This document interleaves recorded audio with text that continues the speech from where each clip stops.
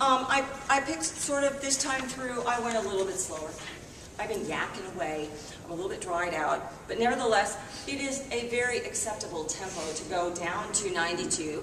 You can bring it up even faster when you're ready for it, but really, I would start even slower than that. In this one, because we have so much continuous tonguing, it's really, really important that you get that compression idea and you get the idea of moving the air forward. So as I'm playing, the way articulation is supposed to work is that your air is moving forward, the tongue comes down and is in the way of the air, and then once the tongue is out of the way, the air keeps moving. So as if you were in a great world and you had your very own fountain drink set up for you, and when you tap, that's your air, and when you take your finger away, that's where your tongue would actually be there. So it's always the same speed when you're in a fountain drink, when you're filling up your cup, not like from a can or a bottle where you don't know the speed of it. So you want always the same. So how do I practice that? I play a half note or a dotted half note, and then play my eighth notes, and then go back to my dotted half note. So. And what I don't want to hear is.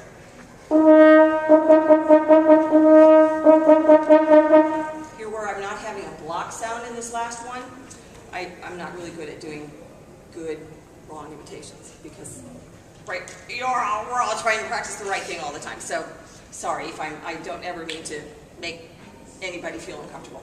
But we want to have that block sound as much as we can.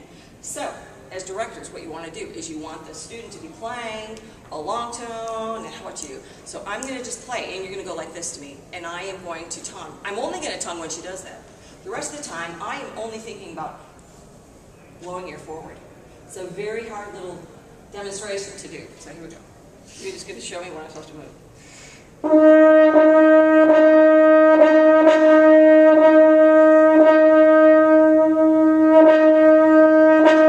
So you hear how I'm going right now. Not exactly your prettiest sound right now, because I'm really thinking blow air, blow air, blow air. But if I can get that feeling of my air moving all the time, it's going to be easier for me when I'm going up and down, and it's better when I get into those soft dynamics. I get lots of intensity, crisp. You know, I don't want my soft dynamics to sound like that soggy cereal. I want everything crunchy, crisp, the whole way through. There's lots of neat texture going on there. So as you're playing this, all of you play your scales diligently, which I know you do. Practice your E-flat scale now with the triplets, and most of you do this when you're practicing. Instead of always just quarter, eighth, eighth, eighth, eighth.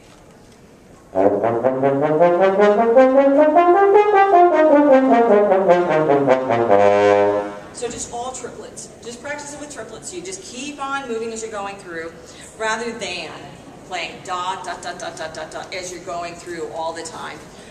The grace notes should all be before the beat, and they're all written down there for you. Hopefully nice and simply. The dynamics, be as exact as possible, which is really a little bit tricky because you're really trying to make sure that everything is nice and crisp. So if you look at this, the exercises that I wrote out for you, little things to start working on, you have this first one where you just have 2 measures plus 1 downbeat. I practice the whole thing that way. 2 measures, 1 downbeat, 2 measures, 1 downbeat.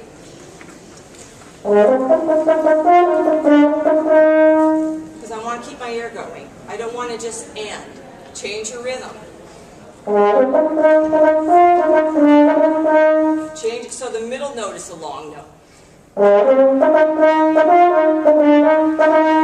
So that you get some practice in there. It's harder then to get your tongue to tongue and get that next note crisp when you move the short note to a different place as you're doing it. Same thing for some of your higher note things. I wrote in there measure 5. Some of you might prefer for that grace note to use a trigger 1 on your G, because I know it's sort of a scary thing to play 2 quick notes on trigger open. Just use the trigger 1. That 16th note or grace note G is so quick the way it goes by that really it would be no problem, and no one is going to pick up on the fact that that may be slightly flat.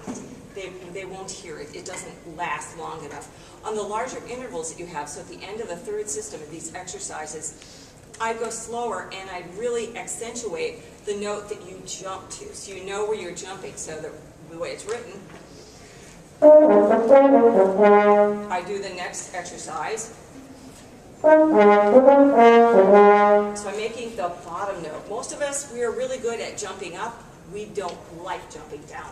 It's that whole, it's like walking down the stairs when the lights aren't on. It's not a comfortable feeling. You just want to know what's down there. So change it like that. And then once you're feeling really strong, do the opposite. Do what's written on the next one. Make that note you're jumping down to shorter. So then you can see, do I have that down and is it working for you? The last two lines, we have that really unusual thing where we have that G flat note, which I know is another one of those things. It's like the A sharp. If they just would have written F sharp for you, you would have been really fine and you would have felt a lot better about it. But they don't because we're not in that key. As I'm going through, I'm going to do the same type of exercise where I'm just going to go through it slowly and play my notes, do the changed rhythm. Start on the wrong note, sorry.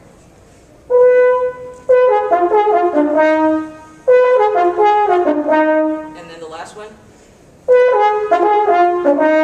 So I can really feel my air is moving forward. I don't want a not compact air not moving forward.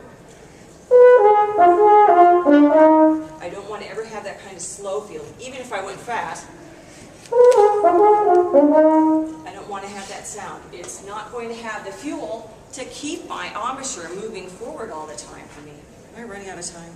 I am out of time. This is a half-hour session. I love working with you. I hope that this has been inspiring. I love to hear about your challenges, and I love to hear about your successes. So good luck, and I'll be outside, and if you have any questions, I would love to talk.